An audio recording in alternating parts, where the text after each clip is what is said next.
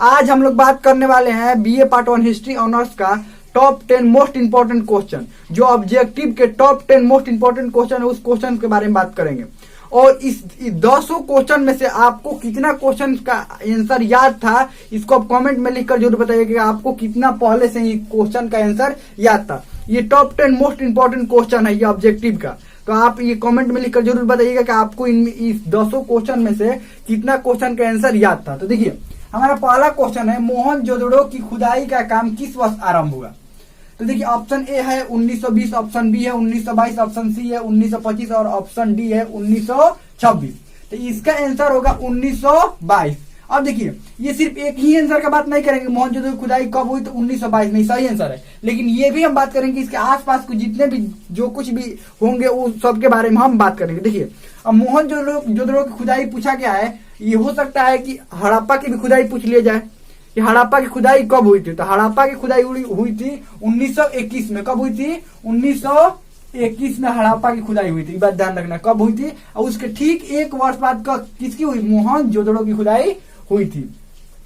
अब देखिए, उसके बाद अगला है, निम्न में से कौन सा वेद सबसे पुराना है? निम्न में से कौन सा वेद? ऋग्वेद, सामवेद, यजुर्वेद, अथर्ववेद।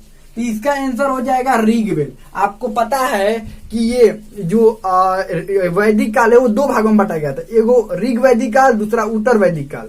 उत्तर वैदिक काल में तीनों जो वेद की रचना हुई थी, कौन कौन? सामवेद, यजुर्वेद, अथर्ववेद की रचना उत्तर वैदिक काल में, बाद में हुई थी। शुरू में किस वेद की रचना हुई थी?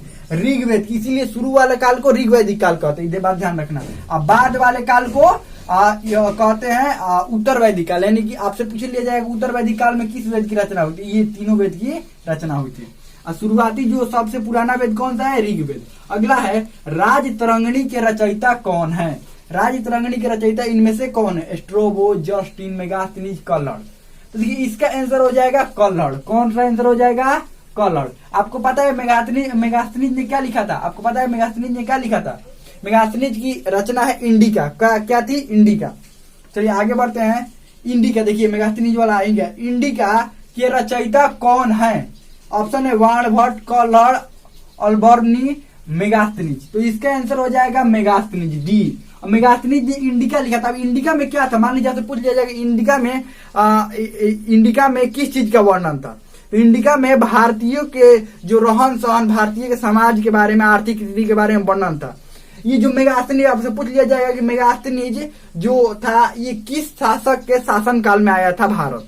तो मेगास्थनीज एक राजदूत था। राजदूत मतलब किसी राजा द्वारा भेजा गया ये दूत था, एक राजा द्वारा भेजा गया ये दूत था। ये आया था चंद्रगुप्त मौर्य के शासनकाल में आया था। किसके शासनकाल में आया था? चंद्रगुप्त मौर्य के शासनकाल में आया था। उसके बाद अपने किताब में यहाँ के बारे में, भारत के बारे में लिख कर लेकर गया, जिसका नाम क्या रखा? इंडिका।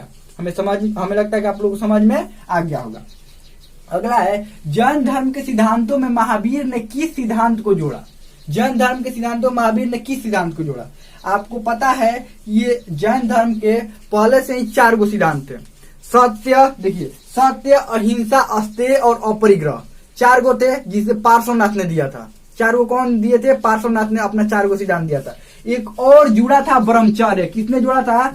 ये महावीर स्वामी ने एक और जोड़ा था। इसमें क्या जोड़ा था? ब्रह्मचर्य। यानी कि यहाँ पर जैन धर्म के सिद्धांत में महावीर ने किस सिद्धांत को जोड़ा था? तो ब्रह्मचर्य को जोड़ा था। बाकी 4 को पहले से था। बाकी 4 को पहले से किसने दिया था? पार्श्वनाथ ने। वो 23वें तीर्थंकर थे, ये 24वें थे। आपसे पूछ लिया जाएगा कि जैन धर्म के 24वें तीर्थंकर कौन थे, यानी अंतिम तीर्थंकर कौन थे? महावीर स्वामी थे। और 23वें ये पार्श्वनाथ थे। आगे बढ़ते हैं। 6 नंबर है, चालुक्य शासक किस धर्म को मानते थे? ऑप्शन है ए बौद्ध धर्म, बी है जैन धर्म, सी है वैदिक धर्म, डी है इस्लाम। तो इसका आंसर हो जाएगा वैदिक धर्म। क्या हो जाएगा? वैदिक धर्म। अगला है, सांची स्तूप किस राज्य में स्थित है?